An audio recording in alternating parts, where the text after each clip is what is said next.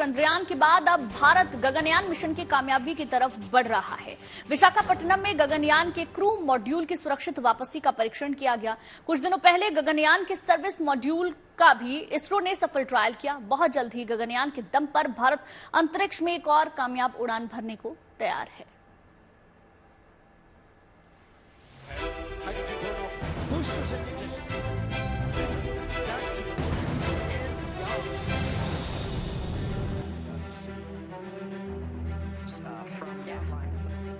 ये तस्वीरें अंतरिक्ष यात्रियों की सुरक्षित वापसी की गारंटी है।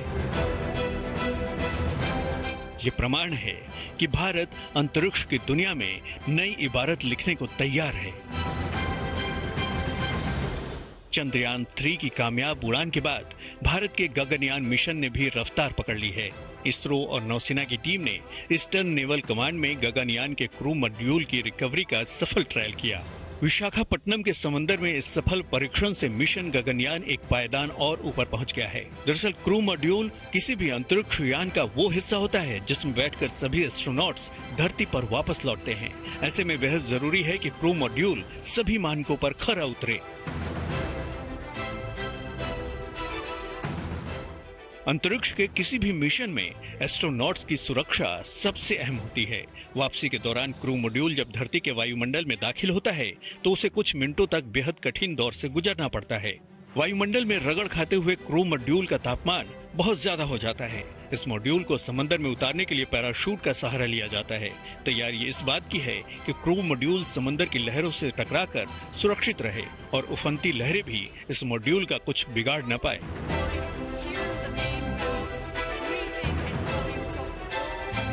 विशाखापट्टनम में नौसेना और इसरो की टीम ने गगनयान के क्रू मॉड्यूल को बेहद कठिन परिस्थितियों में टेस्ट किया। इस मुश्किल परीक्षा में गगनयान के क्रू मॉड्यूल ने अपनी काबिलियत और ताकत का प्रमाण दे दिया।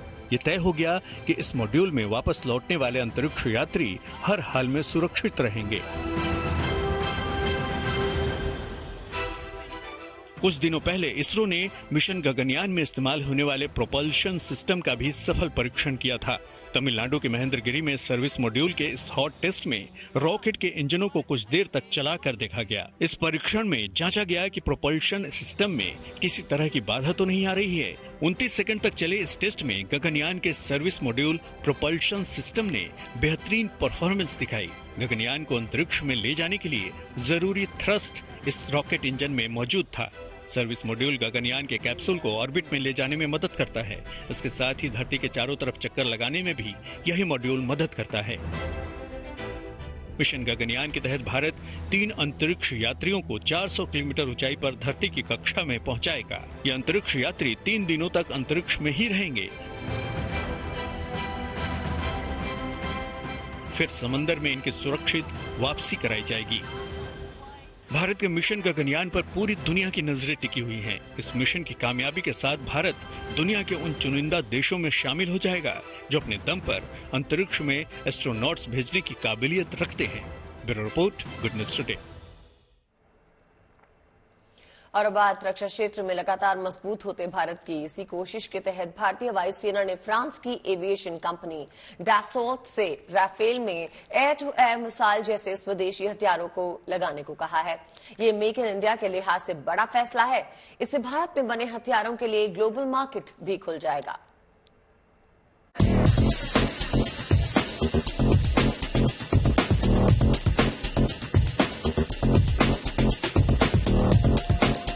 भारतीय वायुसेना की सबसे बड़ी ताकत है राफेल लड़ाकू विमान। अब ये फाइटर प्लेन और भी ज्यादा ताकतवर बनने जा रहा है क्योंकि भारतीय वायुसेना ने राफेल बनाने वाली फ्रेंच कंपनी दसॉल्ट एविएशन से राफेल को मेक इन इंडिया हथियारों से जोड़ने को कह दिया है।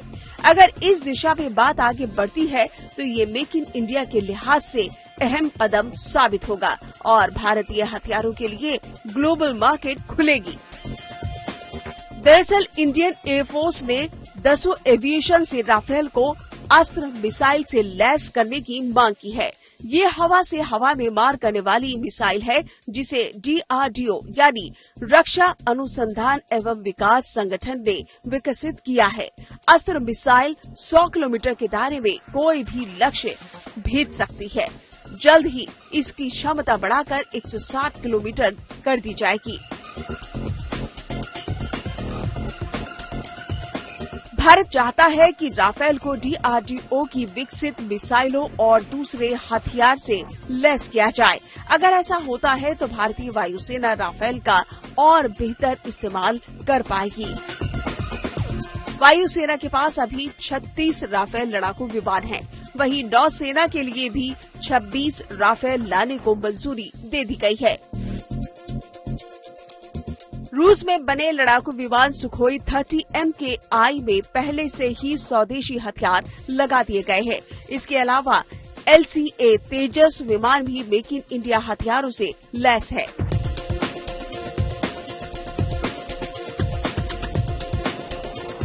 भारत के अलावा फ्रांस, मिस्र और कतर जैसे देश राफेल का प्रयोग करते रहे हैं।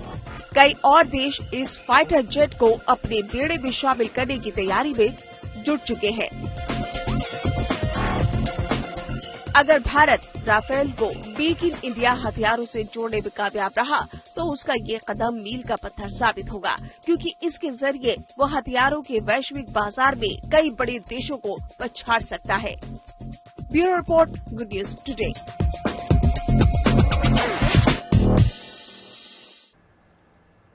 आत्मनिर्भर भारत की उड़ान के साथ रक्षा क्षेत्र में दुनिया में बढ़ते भारत की एक और बानगी आपको दिखाते हैं। भारत ने वियतनाम के साथ रक्षा सहयोग को बढ़ावा देते हुए मिसाइल से लैस अपने युद्धपोत INS कृपाण को उपहार के रूप में दिया है। इससे न सिर्फ भारत और वियतनाम के बीच रिश्तों में मजबूती आएगी, बल्कि माना जा रहा है कि चीन के खिलाफ भारत का ये कदम रणनीतिक रूप से काफी अहम रहेगा।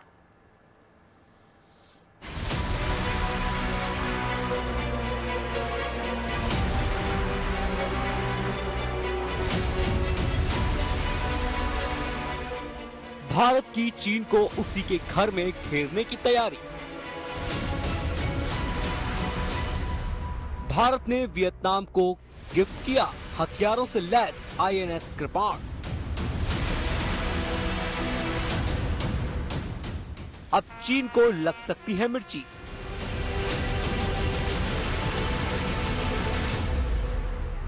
इंडियन नेवी ने INS कृपाण को 32 साल की सेवा के बाद नेवी से विदाई देकर दोस्त वियतनाम को सौंप दिया है।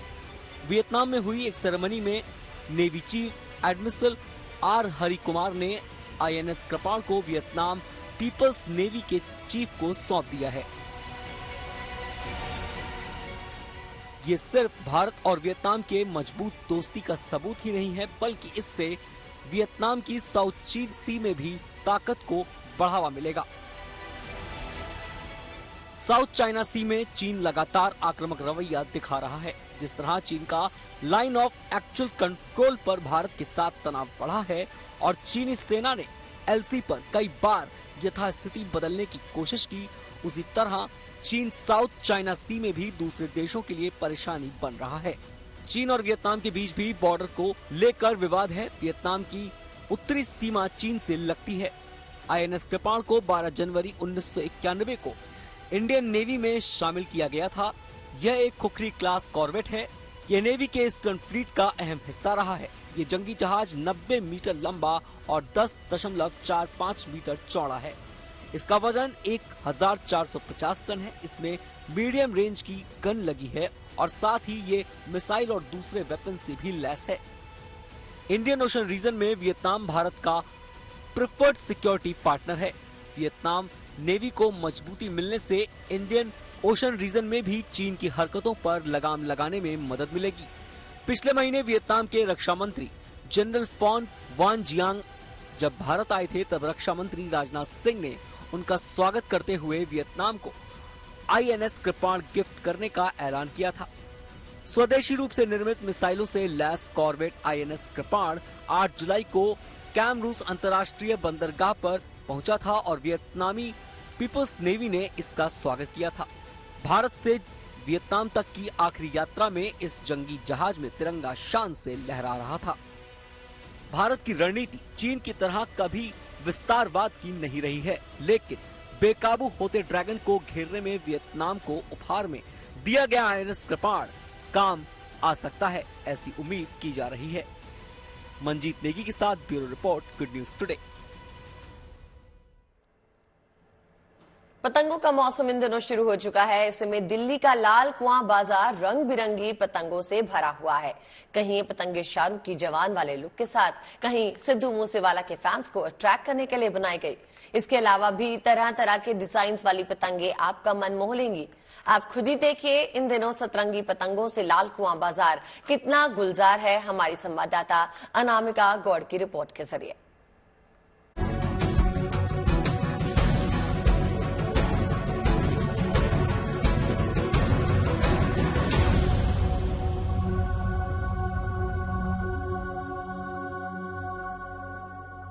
पतंगों का मौसम आ चुका है और दिल्ली के सभी बाजार जो है रंग बिरंगी पतंगों से इस समय सज चुके हैं। हम मौजूद हैं दिल्ली के लाल कुआं बाजार में और आप देख सकते हैं कि दुकानों में रंग बिरंगी अलग अलग साइज की आपको इस समय पतंग दिखेंगी। अगर हम पतंगों के ट्रेंड की बात करें तो आपको इस बार दिल्ली में छोटी पतंग से लेके बड़ी पतंग तक दुकानों में दिख जाएगी। ये जो छोटी पतंग है हम आपको दिखा रहे हैं, इन्हें उड़ाया तो नहीं जाता लेकिन घरों में सजावट के लिए लोग लगा सकते हैं।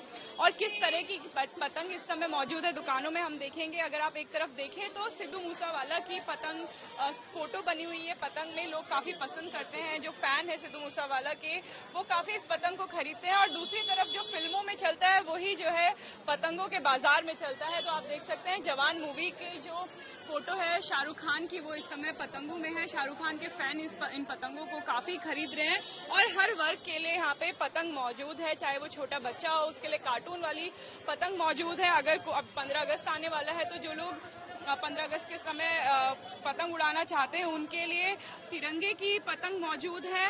पतंगों के साथ साथ जो है चरखियां भी बाजार में इस बार अलग अलग रंगों की आई हैं। आप देख सकते हैं तस्वीरों में बहुत खूबसूरत इस समय पतंगों के साथ चरखियां भी दिल्ली के बाजार में मौजूद है। दुकानदारों से भी हम जानेंगे और पूछेंगे कि क्या है इस बार बाजार में पतंगों का ट्रेंड, किस तरीके की डिमांड है, किस तरीके की पतंगों की ज्यादा मांग है। देखिए ये ट्रेंड जो है पतंगों का वो हर साल के साल बदलता रहता है। जैसे इस साल अभी मोदी जी योगी जी का साथ में कोलैबोरेशन का फोटो आया था तो वो बहुत सक्सेस रही थी। अभी आप देख सकते हैं फिल्म इंडस्ट्री में जवान है, पुष्पा की जो गई है बाहुबली, ये अभी तक सुल्तान सवार, ये सब ट्रेंडिंग में है। सिद्धू मूसेवाला भी है, ये सब ट्रेंडिंग में है। जैसे छोटे बच्चे कार्टून प्रेफरेंस करते तो उनके लिए कार्टून की है, बड़ों के लिए ये कागज की, सब तरीके की वो है। तो अगर कोई पतंग खरीदना चाहता है तो कम से कम कितने रुपए की पतंग यहाँ मिलती है और अधिक से अधिक कितने? देखिए सबसे कम 70 पैसे की पतंग है, जो पन्नी की पतंग आती है 70 रुपए की 100 होलसेल मार्केट के अंदर। और बड़ी से बड़ी पतंग तो 12 की भी है, 10 की भी है, 15 की, 20 की, सब रेंज की पतंग आती है। 70 पैसे से 70 रुपए तक की पतंग इस समय दिल्ली के बाजारों में मिल रही है। दिल्ली के जो पूरे बाजार हैं वो रंग बिरंगी पतंगों से सजे हुए हैं और अब जल्द ही दिल्ली के पूरे आसमान है वो रंग बिरंगी पतंगों से सजे हुए दिखाई देंगे। कैमरा पर्सन रितेश मिश्रा के साथ अनामिका गौर, गुड न्यूज टुडे। और चलिए अब बात करते हैं उस प्रेम कहानी की जिसने सरहदों को पार कर मोहब्बत की नई इबारत लिख डाली। दरअसल पोलैंड की बारबरा को इंस्टाग्राम के जरिए झारखंड के शादाब से प्यार हो गया।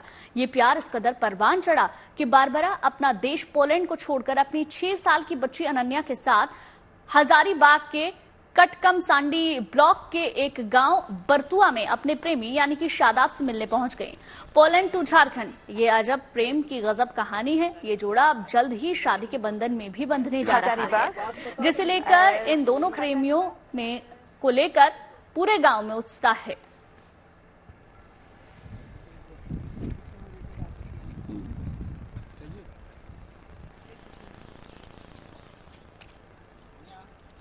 और पोलैंड से बाबरा जिनसे मिलने आई वो शादाब हमारे साथ इस वक्त लाइव जुड़ गए हैं। शादाब, एक महिला पोलैंड से अपनी बेटी को लिए आपसे शादी करने आ गई, कैसा लग रहा है आपको? ये सब कुछ कब हुआ, इसके बारे में कुछ जानकारी दीजिए।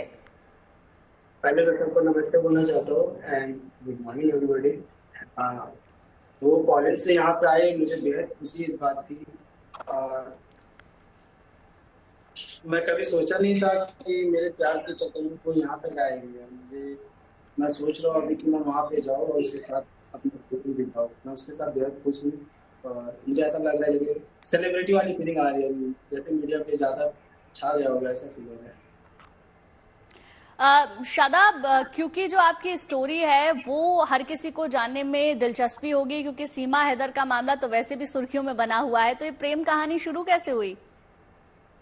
हमारी प्रेम कहानी 4 साल की है और हमने शुरू में कभी मतलब हमने मीडिया पे या ऐसा कभी आने की कोशिश नहीं किया था, लेकिन मोहब्बत हमारी बहुत स्ट्रांग है और आज से नहीं, इसके लिए हम लोग ने स्ट्रगल भी किए बहुत सारे। मतलब डिस्टेंस रिलेशनशिप में होता है ना कि मतलब कभी मतलब मिलना ना हो, बहुत दूर थी वो और मैं भी, मतलब हम दोनों को एक दूसरे की यादें हमेशा सताती थी और वो भी मेरे लिए बहुत केयरिंग करती थी। अगर मैं कहीं मोटर बाइक से जा रहा हूँ तो उसको हमेशा चिंता रहती थी कि कहीं कुछ दुर्घटना ना हो जाए। तब क्या अगर मेरे कुछ समस्या होती थी उसे बहुत ज्यादा मेरे लिए वो केयर करती थी और मुझे भी चिंता होती थी, क्योंकि वो मतलब ऐसा फील हो रहा था उसके पास सब कुछ है लेकिन किसी का कमी है जो कि मैं ही उसका ये कर सकता हूँ।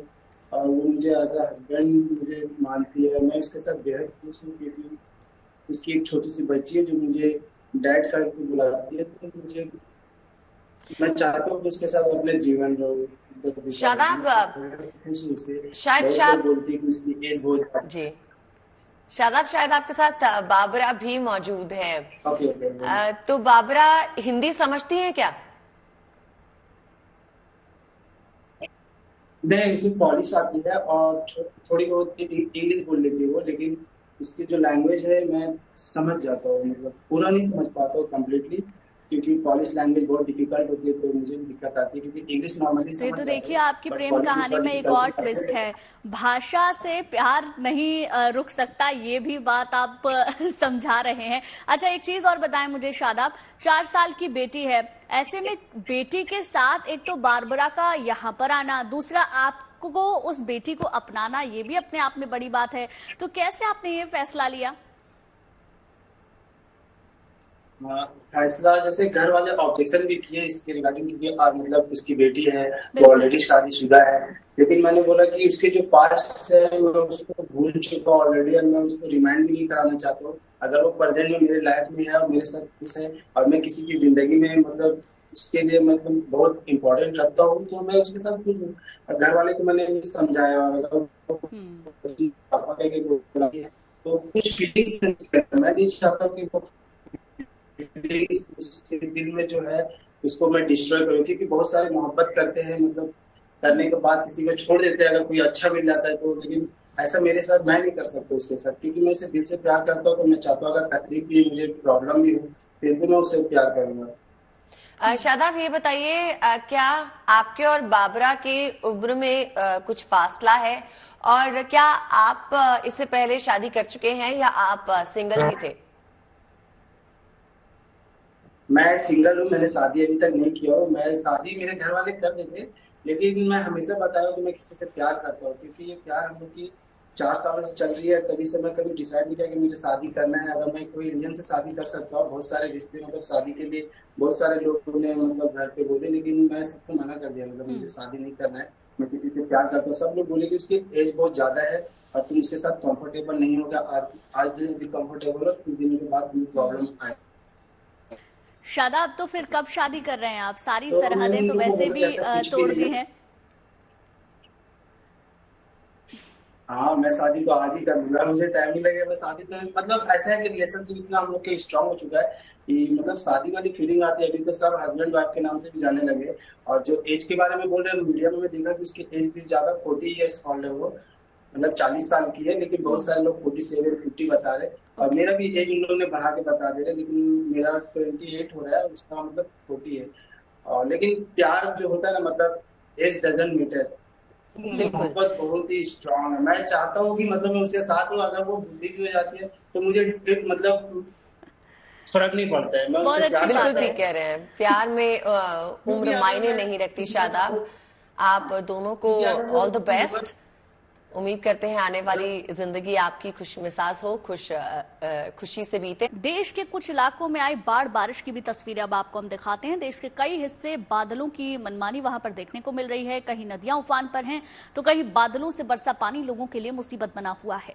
गुजरात में भी सैलाब मुसीबत का सबब बनकर आया है। इस बीच गुजरात के नवसारी और डांग जिले में भारी बारिश की चेतावनी के बीच डांग जिले की अंबिका नदी का वाटरफॉल का वीडियो सामने आया। प्राकृतिक सौंदर्य के बीच गिरा वाटरफॉल का अद्भुत नजारा देखने के लिए पर्यटकों की भीड़ लग जाती है।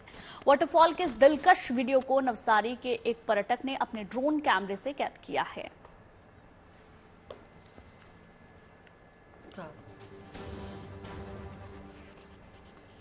गुजरात के कई शहरों में बाढ़ बारिश को लेकर अलर्ट जारी कर दिया गया है। गुजरात में बाढ़ के क्या है ताजा हालात, बता रहे हैं हमारी सहयोगी गोपी घांगर। मौसम विभाग के मुताबिक बंगाल की खाई में बने डीप डिप्रेशन और अरब सागर में बने साइक्लोनिक सर्कुलेशन के चलते गुजरात के कई शहरों में अलर्ट घोषित कर दिया गया है, जिसमें अगले 24 घंटे के लिए पाटन, बनासकांठा, महसाना और कच्छ को अलर्ट रखा गया है। प्रशासन ने यहाँ पे एनडीआरएफ की टीम को पहले ही डिप्लॉय कर दिया गया है, क्योंकि कहीं ना कहीं ये देखा गया है कि जैसे ही बारिश होती है तो महज 3 से 4 घंटों में कम से कम 10 से ज्यादा इंच बारिश हो जाती है। वैसे में कहीं कोई फंस न जाए, कहीं दिक्कत ना हो जाए, जिसके चलते पहले ही एनडीआरएफ को डिप्लॉय कर दिया गया। कैमरा पर्सन प्रीतेश रावल के साथ गोपी घांगर, अहमदाबाद।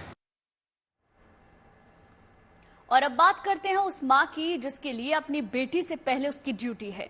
इन दिनों देश के कई हिस्से बाढ़ की चपेट में हैं। इसी कड़ी में पंजाब के संगरूर में बाढ़ प्रभावित इलाकों में इमरजेंसी हेल्थ सुविधाओं के लिए एम्बुलेंस की तैनाती की गई। एम्बुलेंस में तैनात एएनएम गुरप्रीत कौर बाढ़ प्रभावित इलाकों में लोगों तक मदद पहुंचा रही हैं। लेकिन जब ड्यूटी के वक्त उनकी बेटी का जन्मदिन आया तो उन्होंने घर ना जाकर एम्बुलेंस में केक काटकर बेटी का जन्मदिन मनाया। इस मौके पर गुरप्रीत ने बेटी को वीडियो कॉल किया और अपने सहकर्मियों के साथ केक काटकर बेटी का जन्मदिन का जश्न मनाया। तेरी खुशी दिल मेरा सारा हाल कुर्बान, हैप्पी बर्थडे मेरी जान, हैप्पी बर्थडे।